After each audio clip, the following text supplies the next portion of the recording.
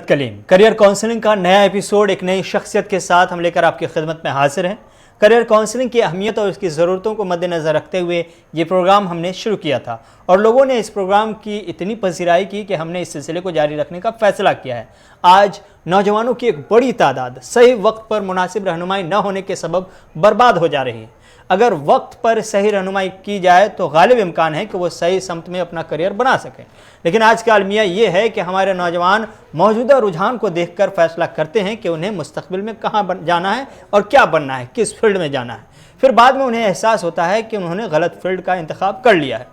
नौजवानों की सही रहनुमाई के लिए हमारा ये ख़ास प्रोग्राम करियर काउंसलिंग काफ़ी मकबूल हो रहा है। पसंद करने वालों की बढ़ती हुई तादाद को देखकर हमने फिर से नया एपिसोड आपके लिए तैयार किया है और आज के इस ख़ास एपिसोड में हमारे जो मेहमान हैं वो किसी तारुफ के मोहताज नहीं हैं। जम्मू कश्मीर के हर घर का जाना पहचाना चेहरा और मुनफरिद शख्सियत के मालिक सूबे कश्मीर के सरकारी करियर काउंसलिंग सेल के divisional coordinator doctor Nisar Ahmad Wani साहब आज हमारे इस ख़ास एपिसोड के इंतहाई ख़ास मेहमान हैं।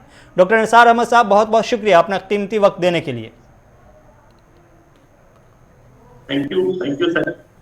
डॉक्टर निसार साहब, इससे पहले कि मैं आपसे करियर काउंसलिंग की अहमियत और इसकी ज़रूरत से मुतल्लिक़ सवालात पूछूं, एक सवाल जो हर नौजवान आज यही पूछ रहा है वो सवाल पूछ लेना ज़रूरी समझता हूं, और वो सवाल ये है कि क्या करियर बनाने का कोई शॉर्टकट फार्मूला है? पहले मैं गुलिस्तान न्यूज़ का तहे दिल से शुक्रिया अदा करता हूं कि आप लोगों ने एक प्लेटफॉर्म नौजवानों के लिए तैयार किया हुआ है ताकि नौजवान जो है, आपने सही फरमाया कि ये लोग गलत रास्ते पे जा रहे हैं, जिनको गाइडेंस, करियर गाइडेंस का कोई प्रावधान अभी तक नहीं है जी। लेकिन मैं आपको ही शुक्रिया अदा करता हूं कि आपने एक प्लेटफॉर्म इन नौजवानों के लिए प्रोवाइड किया ताकि वक्त पे इनकी रहबरी की जाए। तो आपने जो फरमाया कि शॉर्टकट तरीका इसमें कोई होता नहीं है। बेसिकली इसमें एक प्रॉपर एक प्रोसीजर होता है, प्रॉपर एक प्रोसेस होती है, तो कोई शॉर्टकट तरीका इसमें नहीं अपनाना चाहिए। That is very much dangerous जी। आजकल के नौजवानों के आमतौर से नौजवान यही सवाल पूछते हैं कि वो चाहते हैं कि जल्द से जल्द जितना जल्दी हो सके वो करियर बना लें और आगे बढ़ें ज़्यादा से ज़्यादा जल्दी में। तो जल्दबाजी के दौर में, खास तौर से जल्दबाजी में किस किस्म के नुकसानात का सामना करना पड़ सकता है नौजवानों को अपने करियर के हवाले से? राइट। बेसिकली हम लोगों को करियर, जिस तरह हम अपनी बायोलॉजिकल अपनी बॉडी के तय हम लोग ये चाहते हैं कि हम अच्छे ड्रेसेस पहने, अच्छे जूते चप्पल पहने। में छोटी सी मतलब बेसिक लेवल की बात आपको बताने जा रहा हूँ, आपकी वसादत से सारे नौजवानों जी। तो हम लोग जिस तरह अपनी बॉडी को फैशनेट करने के लिए या अपने घर को संवारने के लिए या अपने रूम को संवारने के लिए बड़े सारे तदाबीर करते रहते हैं। ये वाली लाइट लगानी है, वो वाला कलर लगाना है, मकान की ये वाली गाड़ी होनी चाहिए। लेकिन मैं पेरेंट्स के साथ साथ नौजवानों को ये रिक्वेस्ट करता हूँ, अगर आप अपने मकान के बारे में, अगर आप अपनी पर्सनालिटी के बारे में इतने उत्साहित है कि हम अच्छे दिखे, तो हम लोग जो है करियर एब्रप्टली नहीं आ सकता है। It needs a process. इसमें भी एक प्रोसेस चाहिए होगा। पहले क्या करना है, हमें अपने आप को जानने की जरूरत है। पेरेंट से भी मेरी ये गुजारिश है कि हम अपने आप को, अपने बच्चों को पहचाने। वो इनको आजकल हमने हर एक डिस्ट्रिक्ट लेवल पे करियर काउंसलिंग सेल रखी हुई है, जहाँ पे बड़े एक्सपर्ट्स बैठे हैं। वो आपके बच्चे को देख सकते हैं। आजकल इतने टेस्ट आ चुके हैं, जैसे साइकोमेट्रिक टेस्ट वगैरह, वो 8th लेवल पे, 6th लेवल पे, 10th पास करके अपने बच्चे को बता सकता है ये बेस्ट किसमें आउटपुट दे सकता है। इसके लिए सबसे बेस्ट क्या है इसका करियर बनाने के लिए। तो हम लोग क्या करते हैं, अनफॉर्चुनेटली हमारी जो सोसाइटी है, हम लोग इन चीजों को प्रोफेशनली फॉलो नहीं करते। हम लोग कहते हैं कि चलो इन्होंने कॉमर्स लिया, इन्होंने बॉटनी, जोलॉजी, मेडिसिन, इंजीनियरिंग या प्रोफेसर बनना चाहता है, लेकिन विदाउट ये देखें कि इसमें फैकल्टेड कैपेसिटी किस किस्म की है, इसका स्पेसिफिक फैक्टर क्या है, क्योंकि हमें ऊपर वाले ने अलग अलग पैदा किया हुआ है।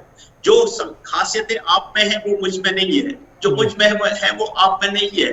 ये एक चमन है, इसमें डिफरेंट किस्म के फूल बनाए हैं, डिफरेंट किस्म की खासियतें हर एक नौजवान में है। तो मेरी गुजारिश यही है आपकी चैनल के वसादत से कि हम पहचाने अपनी स्ट्रेंथ्स को, अपनी वीकनेसेस को, फिर हम जो स्ट्रेंथ हमारी होती है, जैसे कोई एक अच्छा ऑरेटर हो सकता है, जैसे कोई एक दूसरा एक राइटर हो सकता है, तीसरा एक अच्छा पेंटिंग में हो सकता है, चौथा एक एक्टिंग में सबसे अच्छा हो सकता है, ठीक है।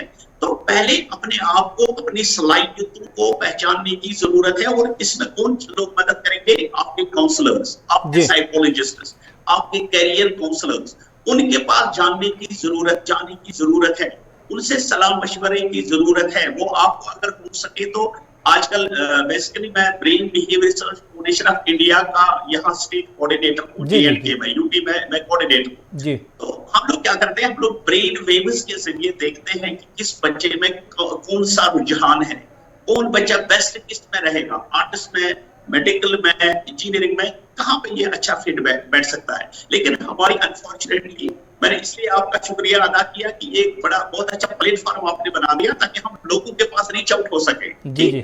तो मैं दूसरा ये है कि मैं डिविजनल कोऑर्डिनेटर हूँ कैरियर काउंसलिंग का, यहाँ पे साइकोलॉजिकल कम कैरियर काउंसलिंग। हमने हर एक कॉलेज में एक कैरियर सेंटर बनाया है जहाँ पे लोग अवेलेबल है, हमारे professors particularly from psychology field, वो बच्चों को अच्छे से, जम्मू कश्मीर की बात यह है, लद्दाख की बात यह है, वो अच्छे से उनको गाइड कर सकते हैं। तो मेरी गुजारिश यही रहेगी, कैरियर चूज करने से पहले, कोई एरिया चूज करने से पहले उन काउंसलर्स के पास जाने की बहुत ज्यादा जरूरत है, ताकि आपकी जो लाइफ है वो प्रॉस्पेरस हो, आपकी जो लाइफ हो वो बहुत ही अच्छी गुजरे, और आप सबसे बेस्ट सोसाइटी के लिए और अपने लिए देख सकें।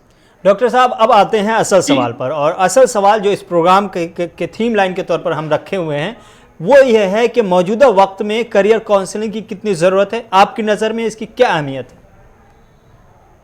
जी, बिल्कुल, बहुत अच्छा सवाल किया आपने। मौजूदा जमाने में आजकल तो कंपटीशन का दौर है, लेकिन हम लोगों ने, कंपटीशन का दौर तो है, okay, it can agitate you, it can persuade you, it can compel you for some specific act, competition होना चाहिए, ओके, लेकिन कंपटीशन हमें दूसरे के साथ नहीं करना है, ये बड़ी गलतफहमी है। मैं कहता हूं कि मेरा कजिन डॉक्टर बन गया तो मैं भी बन जाऊं, चाहे मुझे वो टेस्ट है या नहीं है, चाहे मुझे वो कैपेबिलिटी या कैपेसिटी है या नहीं है। इसलिए आजकल के दौर में हमें सबसे ज्यादा यही बात है कि हम लोगों को कंसल्टेशन लेनी चाहिए, और कैरियर काउंसलिंग हम लोग रेंडमली, क्योंकि आपने ये सोसाइटी हमारी है, हमने देखे ना कितने बेरोजगार लोग हैं, कितने लोग ऐसे हैं। आपको मैं मेरे छोटे भाई, मैं आपको एक एग्जांपल देता हूँ। मैं दूरदर्शन में जाया करता था क्विज प्रोग्राम्स में, कई प्रोग्राम्स में, डिबेट्स वगैरह में, तो मुझे अपना एक रिलेटिव कहता था, यार मेरे को भी ले जाओ, वो ही इज DMO। तो मैंने कहा क्यों? वो कह रहा था कि मुझे खाने का बड़ा शौक है। उसको बचपन में कैरियर काउंसलिंग नहीं हुई है, वो DMO बन गया, वो चीफ मिनिस्टर भी बन सकता है, लेकिन वो अंदर की जो बात है ना, अंदर की चिंगारी जो है, वो काउंसलिंग न होने की वजह से उधर ही दबी हुई है। तो ये बड़ी आयरनी है, और इसलिए मैं नौजवानों से कहता हूं कि कैरियर काउंसलिंग उसी तरह है जिस तरह आप अपनी गाड़ी को, जिस तरह आप अपने सूट को, जिस तरह आप अपने डॉक्टर को, जब भी फिजियोलॉजिकली आप बीमार हो जाते हैं, जब भी आप फिजियोलॉजिकली, चाहे आपके म्यादे में, हेड में, टांग में कभी दर्द होता है, तो you straight way go to the doctor and get the treatment. लेकिन इसी तरह आप अपने खास स्ट्रेंथ्स को पहचानने के लिए, उनको रिकॉग्नाइज करने के लिए कैरियर काउंसलिंग अपनी करवाए, कैरियर काउंसलर के पास जाए। तो दूसरी, आप अपनी वीकनेसेस को देखें, कहां किस में मैं फिट नहीं बैठता।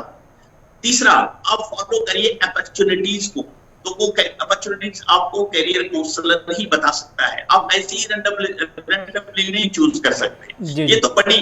और उसके बाद थ्रेट्स, जो भी उस एरिया में थ्रेट्स आते हैं, उनको आप क्या करें, उनको आप हाईलाइट करें, और उन थ्रेट्स को, उनके लिए आप तदाबीर करें, तभी तो आप बेस्ट इस सोसाइटी के लिए और अपने लिए बन सकते हैं। डॉक्टर साहब, जम्मू कश्मीर में और खास तौर पर वादी कश्मीर में करियर काउंसलिंग के हवाले से सरकारी और गैर सरकारी तौर पर क्या कुछ हो रहा है, ये जानना जरूरी है, क्योंकि आप ग्राउंड जीरो के सिचुएशन से बहुत अच्छी तरह वाकफियत रखते हैं। जी, बेसिकली मैंने आपसे गुजारिश की पिछले 2020 में हमें हायर एजुकेशन डिपार्टमेंट पे, हम बहुत ही शुक्रगुजार हैं हायर एजुकेशन डिपार्टमेंट के, द एक्स कमिश्नर साहब, और या प्रेजेंट जो मैडम हमारी बैठी हुई है वहां पे एज सेक्रेटरी हायर एजुकेशन, तो वो बहुत ही ज्यादा जोर लगा रहे हैं इस बात पे जी। उन्होंने क्या किया, पिछली बार हमने हर एक कॉलेज में, हर एक स्कूल में, स्कूल एजुकेशन डिपार्टमेंट के पास भी करियर काउंसलिंग का ऑप्शन है, अपॉर्चुनिटी है वहां पे, लेकिन ये है कि अवेयरनेस लोगों के पास इतनी ज्यादा नहीं है। अब तो लोग आगे आ रहे हैं। तो हायर एजुकेशन डिपार्टमेंट ने क्या किया, उन्होंने हर एक कॉलेज में एक career counselling, psychological counselling and placement counselling रखी हुई है। 3 चीजें, एक साइकोलॉजिकल काउंसलिंग, दूसरा करियर काउंसलर, तीसरा प्लेसमेंट काउंसलिंग। यानी तीनों चीजें वहीं से आपको मिल सकती है, उस करियर काउंसलिंग ढूंढने को वाले को वहीं से मिल सकती है। हमारे कुछ स्टूडेंट को वहीं से तीनों चीजें मिलेंगी। तो हर एक कॉलेज में हमने रीच आउट किया, हम लोगों ने बहुत सारे प्रोग्राम्स इसमें किए हैं अवेयरनेस के लिए। कभी टीवी चैनल्स पे, कभी हम कश्मीर बैटलियाड पे होते हैं, कभी हम अपने आर्टिकल्स के जरिए उनको अवेयर करते हैं कि आप आ जाओ यहाँ पे। हमारे हर एक कॉलेज में जम्मू कश्मीर के लद्दाख को लेके एक कैरियर काउंसलिंग सेंटर है। तो मैं अल्लाह का शुक्र अदा करता हूँ कि बहुत सारे लोग टर्न अप हो रहे हैं, वो आ रहे हैं और अपनी कैरियर के लिए, अपनी साइकोलॉजिकल जो भी बीमारी वगैरह है उसके लिए, या प्लेसमेंट कहाँ पे कैसे कर होती है उसके लिए मशवरा वगैरह लेते हैं। तो हम बहुत शुक्रगुजार हैं हायर एजुकेशन डिपार्टमेंट। आपने सिर्फ सरकारी तौर पे जो कुछ हो रहा है उसका जिक्र किया, गैर सरकारी तौर पर क्या एनजीओ वगैरह, ऑर्गेनाइजेशन वगैरह की तरफ से एक पर्सनालिटी डेवलपमेंट वर्कशॉप वगैरह या फिर करियर काउंसलिंग से मतलब प्रोग्राम वगैरह कराए जाते हैं, या इसमें किसी तरह का ताउन किया जाता है जम्मू कश्मीर में? बिल्कुल बिल्कुल बिल्कुल, ये ऑफ कोर्स एनजीओस को भी मैं मुबारकबाद देता हूँ। एनजीओ पर्टिकुलरली हमें एक संजीवनी दिल्ली से एक एनजीओ है, उन्होंने बहुत सारे प्रोग्राम्स किए। दूसरी एक चंडीगढ़ से एनजीओ है, उन्होंने कश्मीर में बहुत सारे प्रोग्राम्स किए। या कश्मीर में यहाँ पे नेटिव, यहाँ पे लोकल जो एनजीओस है वो भी बहुत अच्छे अच्छे प्रोग्राम्स ऑर्गेनाइज कर रहे हैं। हम तो उनके बहुत बड़े, हम तो सरकार से जुड़े हैं, हम तो मतलब सरकारी मुलाजिम है, हम तो सरकारी तौर पे ये काम करते हैं, लेकिन एनजीओ जो है बहुत अच्छे, हम बहुत ही सहमत है, वो हमारे साथ कंधे से कंधा मिलाकर आगे जा रहे हैं career counselling, psychological counselling and placement counselling के लिए। क्योंकि हमने उड़ान वगैरह के साथ टाई अप किया हुआ है। हमने एक पुणे में एक और कंपनी है दहैया करियर मेंटर्स, वो बहुत ही अच्छा काम कर रहे हैं। या बेंगलुरु में एक और है, वो साइकोलॉजिकल जो मेडिकल थोड़ी सी काउंसलिंग वगैरह होती है, वो डॉक्स है उसका नाम है, वो भी बहुत अच्छा काम कर रहे हैं। तो पर्टिकुलरली हमने उनको बुलाया कश्मीर में, हमने उनके साथ काफी सारे प्रोग्राम्स किए, हम उनको के लिए बहुत ही शुक्रिया अदा करते हैं आपकी वसादत। चलिए, ये तो बहुत अच्छी बात है और खुशाइंद बात है कि जम्मू कश्मीर में सरकारी और गैर सरकारी तौर पर पर्सनालिटी डेवलपमेंट और करियर काउंसलिंग को लेकर के बहुत अच्छे पैमाने पर काम हो रहा है। जम्मू कश्मीर में नौजवानों की एक बड़ी तादाद बेरोजगार है। आर्टिकल 370 की मनसूखी के बाद इंतजामिया की जानिब से 40 से 50 हज़ार नौकरियों का ऐलान किया गया, लेकिन रिपोर्ट आई है कि अभी तक एक भी बहाली नहीं हुई है। जम्मू कश्मीर के वो नौजवान जो अपने करियर को लेकर काफ़ी परेशान हैं, उनसे आप क्या कहना चाहेंगे? मेरी गुजारिश, मैं थोड़ा सा यहाँ पे थोड़ा एक दो पॉइंट करना चाहता हूँ। वो ये है कि इसी साल से हमने, या जनवरी फरवरी या पिछली साल 2020 नवंबर से हमने देखा कि बड़ी सारी रिक्रूटमेंट भी हो गई है सिलेक्शन बोर्ड के द्वारा। हम ये नहीं कहेंगे कि वन साइडेड है, तराजू एक ही साइड नीचे है, नो, ऐसा बिल्कुल ही नहीं है। क्योंकि एसएसबी ने बहुत सारी पोस्टें भी निकाली और इंटरव्यू भी मतलब स्पीडी किया उन्होंने, फास्ट ट्रैक लेवल पे उन्होंने इंटरव्यूज वगैरह किए और लिस्ट वगैरह निकाली। ठीक, तो दूसरी बात यह है कि जितना होना चाहिए उतना तो अभी नहीं हो रहा है, क्योंकि बेरोजगारी बहुत बढ़ गई है। और मेरी गुजारिश ये है नौजवानों से, हम लोग क्या करते हैं, हम लोग पढ़ते हैं, कोई भी कैरियर चुनते हैं नौकरी के लिए, कल को हम नौकरी में जाएंगे। आजकल नौकरी वगैरह कम, मेरे साथ मेरे कुछ कोलीग्स हैं, वो बाहर गए, उन्होंने अपना बिजनेस एस्टैब्लिश किया, उनकी औकात, या मैं औकात क्या बोलूं, वो तो बहुत आसमान छू रहे हैं, लेकिन मैं जमीन पे मतलब चल रहा हूँ अभी। अगर मतलब ऐसी भी अपॉर्चुनिटीज है, वो मुझसे ज्यादा काबिल, मुझसे ज्यादा अच्छे।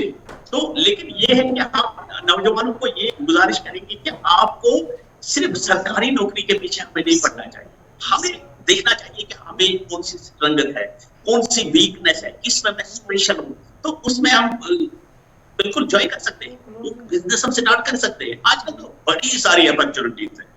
जब से ये टेक्नोलॉजिकल एरा शुरू हुआ है, लोग घर बैठे भी पैसे बहुत कमा रहे हैं, लोगों ने इतना इतना बिजनेस एस्टैब्लिश किया हुआ है। मेरा एक दोस्त है, वो अनंतनाग से है बेसिकली, वो मुझे कह रहा है यार अगर मैं आपको अपने बिजनेस का हिसाब किताब दे दूं तो आप दंग रह जाएंगे। वो एक सिंपल बेरोजगार था। इसीलिए मेरी नौजवानों से गुजारिश है और सरकार से भी गुजारिश है कि अच्छे से मौके प्रोवाइड किए। Right man at the right place को रखा जाए, वो तो है ही है, पक्षपात माहौल है, लेकिन मोर पोस्ट्स को लाने की जरूरत है। मोर नौजवानों को रिक्रूट करने की बहुत ज्यादा जरूरत है, क्योंकि हमारे पास बहुत सारे, जैसे आप देख रहे हैं कि कॉलेज में कितने सारे कॉन्ट्रैक्चुअल काम कर रहे हैं, +2 में कितने सारे कॉन्ट्रैक्चुअल काम कर रहे हैं। They are as good as any permanent faculty member या हमसे ज्यादा, लेकिन उनके पास कोई अपॉर्चुनिटी वगैरह नहीं है। लोग, सरकार से मेरी गुजारिश यही है कि वो एक पॉलिसी मुरतब करे, एक पॉलिसी फ्रेम करे, ताकि उन नौजवानों को जो पढ़े लिखे हैं, जो कॉन्ट्रैक्ट पे 10,000, 12,000 या 20,000 पे काम कर रहे हैं, उनके लिए भी कुछ सोचे, क्योंकि वो भी हमारी सोसाइटी के हैं, चाहे जम्मू से, कश्मीर से, लद्दाख से और वेयर फ्रॉम दे आर। लेकिन उनके लिए, उनको कोई परेशानी हो रही है कि हम जो रोज रोज देखते हैं या उनके कहानियां सुनते हैं। डॉक्टर निसार साहब, एक जम्मू कश्मीर पर एक नई तहकीक सामने आई है। JLNM की तहकीक के मुताबिक जम्मू कश्मीर के 94% से ज़्यादा लोग ऐसे हैं जो उलझन के शिकार हैं। करीब 48% लोग ज़हनी तनाव के शिकार बताए जा रहे हैं। इसमें नौजवानों की एक बड़ी तादाद है जो अपने करियर को लेकर फिक्रमंद है। ऐसे में इस सूरत हाल से निकलने का क्या रास्ता हो सकता है आपकी नज़र में? जी, आपने सही फरमाया। बेसिकली ये तादाद, आपके आंकड़े तो बहुत सही है, आपका रिसर्च तो बहुत अच्छा है माशाअल्लाह। मैं ये बात इसमें कहूँ कि ये जो ज़हनी तनाव है, ये उसका मेजर जो नौजवानों में है, मेजर जो काज है वही बेरोजगारी है जी। मेजर यानी 60% यही काज है। तो 40% ये हो सकता है कि हम लोग कोशिश नहीं करते हैं जी। 40% इंडिविजुअल पे ये डिपेंडेंट है। 40% वो करता ही नहीं है कुछ। वो कहता है कि मैंने BA किया, MA किया, MSc किया, PhD किया, तो फिर मेरे को सरकार आनी चाहिए, मुझे उठा के गोद में ले जानी चाहिए, किसी ऑफिस में बिठा के। नो, ऐसा भी नहीं हो सकता है। We should explore more and more chances, ताकि हम इन साइकोलॉजिकल डिजीज से बच सके, ताकि हम स्ट्रेस से बच सके, ताकि हम एंजाइटी से बच सके, ताकि हम डिप्रेशन का शिकार न बने। बड़े सारे, आपको मैं यहाँ पे ये बात बता दूं आपकी वसादत से सब सामयिक को, कि every third person in Kashmir Valley और Jammu Kashmir is having some sort of psychological disorder। ये किसकी वजह से है? नौजवानों में बेरोजगारी की वजह से, लेकिन हमारे फैमिली इश्यूज भी है। आपने बुजुर्गों की बात यहाँ पे करेंगे हम, फैमिली इश्यूज बड़े सारे हैं हम, क्योंकि फैमिली इश्यूज क्या है, हमारी डिस्प्यूटेड फैमिलीज अक्सर रहती है। डिस्प्यूटेड मीन्स ये नहीं है कि अलग अलग है, नहीं, जो भी फैमिली मैटर्स है, हम we are not in a position to maintain our family matters. तो भाई का नहीं है, पति पत्नी का नहीं है, बड़े सारे डिस्प्यूट्स है, बच्चे बाप के नहीं है, ये तो बड़े सारे डिस्प्यूट्स है और इनको एड्रेस करने की बहुत ज्यादा जरूरत है। ये उसी की वजह से ये तनाव, कोविड तो 2020 में आपका आके आई, ठीक, तो इससे पहले भी decades together, 100 of years together ये साइकोलॉजिकल डिजीज हमें लगती रही है और लग रही है। तो हमें इसका एक समाधान, इसका भी यही एक समाधान है। साइकोलॉजिकल डिसऑर्डर बेसिकली मैं आपको ये गुजारिश करूं, 3 तरह के होते हैं। एक होता है माइल्ड, यानी थोड़ा कम, जो घर में नसीहत वगैरह के साथ बाप बुजुर्ग नसीहत करे, भाई नसीहत करे, बहन नसीहत करे, तो वो ठीक हो सकता है, ठीक है। आप क्यों परेशान है, आपको स्ट्रेस क्यों हो गया, आपको एंजाइटी क्यों है, बेकरारी क्यों है, तो ये एक है। दूसरा है मॉडरेट में हमें एक काउंसलर के पास जाना है, साइकोलॉजिकल काउंसलिंग जो करे, एक क्लिनिकल साइकोलॉजिस्ट के पास जाना है, एक थेरेपिस्ट के पास जाना जरूरी है। हम लोग क्या करते हैं, हम लोग को अगर दांत में थोड़ा सा दर्द होगा तो हम लोग जल्दी से डॉक्टर के पास जाते हैं, नो इश्यू दैट आर, जाए हम। लेकिन अगर साइकोलॉजिकली हमें कोई भी परेशानी होती है तो हम तो उसकी तरफ बिल्कुल देखते नहीं है, नतीजा ये निकलता है वो आहिस्ता आहिस्ता बड़े आहिस्ता। और आप देख रहे हैं कि सुसाइडल केसेस जितने हमारी सोसाइटी में, जो अभी तक मतलब कुछ ही चंद सालों पहले वो देखने को हम लोग हैरान हो जाते हैं जब हमने सुसाइडल केसेस भी देखे हमारी सोसाइटी में, जम्मू कश्मीर की सोसाइटी में। ये तो बहुत हैरानी की बात है, ये तो अलार्मिंग सिचुएशन है, ठीक। तो ये यही है कि हम लोग एक फैमिली मैनेजमेंट हमारे पास होना चाहिए, फैमिली मैटर्स को लेके बहुत अच्छे से अगर हम मैनेज करें तो हमारे बच्चे भी खराब ना हो, हमारे बुजुर्ग भी बहुत ही अच्छे से अपनी जिंदगी गुजार सकते हैं और एक productive life for the society वो दे सकते हैं। डॉक्टर साहब, जब जम्मू कश्मीर के वो नौजवान जो अपना करियर किस फील्ड में बनाए इसको लेकर फैसला नहीं कर पा रहे हैं, क्या आप उन्हें बता पाएंगे कि आज किस फील्ड को अपने करियर के लिए मुंतखब करना ज़्यादा बेहतर रहेगा और किस किस फील्ड में ज़्यादा स्कोप है आज के वक्त में? यस, मुझे बताया, हम लोग क्या करते हैं, हम लोग का एक ही ट्रैक होता है। कश्मीरी है ना, हमारी कश्मीरी क्या, जम्मू कश्मीर के लोग जो है हमारी शीप मेंटालिटी है जी। शीप मेंटालिटी मीन जो आगे भेड़ एक जाता है तो हम सब लोग उसी के पीछे पीछे सारे भेड़ चले जाते हैं। इसी तरह कश्मीरी लोग या जम्मू कश्मीर के लोग अगर एक MSc के लिए मेडिकल में जाए, किसी बॉटनी वगैरह में, सब लोग उसके पीछे पीछे जाते हैं। हमें आजकल हो गया है, बस हमें डर गया है, बुखार खुमार बोले आप इसको, कि मेडिकल मेडिकल मेडिकल, सब लोग डॉक्टर बनना चाहते हैं, चाहे उनकी सलाहियत है नहीं है, पैसा है, जमीन बेच के वो निकालेंगे, उसको जमीन बेच को बांग्लादेश वगैरह भेजेंगे या किसी और भेजेंगे, लेकिन पहले उसकी तो कैपेसिटी हमें देखनी चाहिए। और यही मेरी गुजारिश है कि पहले अपने आप को पहचानने की जरूरत है, तभी तो मैं आपको फील्ड बता सकता हूँ। आजकल जैसे टेक्नोलॉजी का दौर रहा है, आजकल आर्टिफिशियल इंटेलिजेंस एक उभरता हुआ फील्ड है। अगर आजकल काउंसलिंग अपने क्लस्टर यूनिवर्सिटी अब श्रीनगर में हम शुरू करवा रहे हैं वो काम, हमें काउंसलर्स की बड़ी सारी जरूरत है, तो उसमें वो जा सकते हैं। हमें रिपोर्ट राइटर्स या ऑनलाइन राइटर्स की बड़ी जरूरत पड़ती है, बड़े सारे एडिट आते हैं। आपको मैं बता दूं, ये पर्सनल मेरी बात है, मैंने CV अपना इंटरनेशनल लेवल पे लगा दिया है, तो हर रोज मुझे कम से कम 11-12 जॉब कंफर्म होके आ ही जाते हैं। आप किसमें आ जाओ, तो मेरा जो साइड में PhD किया हुआ बंदा है या MPhil या नेट वगैरह है, वो क्यों नहीं जा सकता है जी? उसको भी जाना चाहिए। इतना ग्लोब, ये वर्ल्ड जो है एक गाँव बन गया है। अब तो कोई वो दूरी वगैरह है ही नहीं, अब तो कोई वो मसला ही नहीं है। हम लोग क्या है, कश्मीर मेंटालिटी और जम्मू कश्मीर लोगों की ये मेंटालिटी है, घर से बाहर ही नहीं निकलना चाहते। नो, ऐसा बिल्कुल नहीं है, ऐसा बिल्कुल ही अप्रोच नहीं होना चाहिए। हम घर से बाहर निकले, हम देखें कितने एवेन्यूज हैं। आप देखते हैं कि जब हम दिल्ली जाते हैं तो मेट्रो में कितने नौजवान छोटे छोटे सफर कर रहे होते हैं, तो उनसे जब हम पूछते हैं आप कहाँ जा रहे हो, फलानी कंपनी में, किसानी कंपनी में। और मेरी गुजारिश ये गवर्नमेंट से है आपके द्वारा कि यहाँ पे बड़ी सारी कंपनीज का निर्माण किया जाए, ताकि हमारी ये नौजवान जो है एडजस्ट भी हो जाए। और नौजवानों के लिए ये मेढक के कुएं की तरह, ये कुएं के मेढक की तरह हमें हो गया है। हमें थोड़ा ब्रॉडर लाइन में देखना चाहिए। आजकल ऑनलाइन इतने कोर्सेज भी है, इतने जॉब की है, कहने की बात ही नहीं है। कोई भी एक भी बेरोजगार नहीं रहता अगर हम उनको एक्सप्लोर करें। डॉक्टर साहब, वालिदैन का ये तय कर देना कि उनका बेटा इंजीनियर बनेगा या डॉक्टर बनेगा, इसको आप कितना ठीक मानते हैं? वालिदैन ये तय नहीं कर सकते unless and until they will not consult a counselor। वालिदैन क्या करते हैं, वालिदैन जैसे कोई फादर है, वो कहता है मेरे भाई ने अपने बच्ची को डॉक्टर बना दिया है बांग्लादेश, यहाँ सीट नहीं निकाली तो बांग्लादेश चला गया या रशिया चला गया, यूक्रेन वगैरह।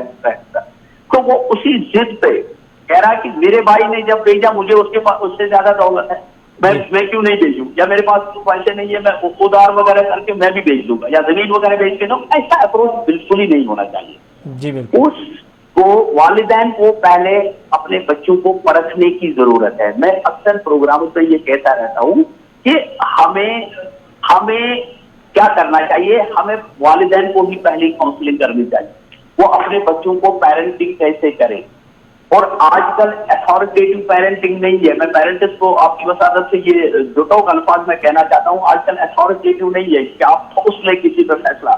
आजकल नई नौजवान पीढ़ी है, नई नौजवान नस्ल है, वो खुद फैसला करते हैं। आजकल एकोमोडेटिव हमें रहना चाहिए। आजकल बच्चों में अवेयरनेस है, तो internet, social media and WhatsApp etcetera, उनको अवेयरनेस थोड़ी लग गई है कि वो देखते हैं प्रोग्राम वगैरह, यूट्यूब चैनल वगैरह, वो देखते हैं कि मुझे ये वाला प्रोग्राम पसंद है, ये वाला फील्ड पसंद है। और मेरी पेरेंट्स से यही गुजारिश है, उनको थोपे ना आप, उनको एनालाइज करे पूरे, उनको जज करे पूरे, या किसी काउंसलर के पास ले जाए, वो आपको खुद बता सकता है कि आपका बेटा किस में हो सकता है। हम लोग अच्छे टेलर क्यों नहीं बन सकते?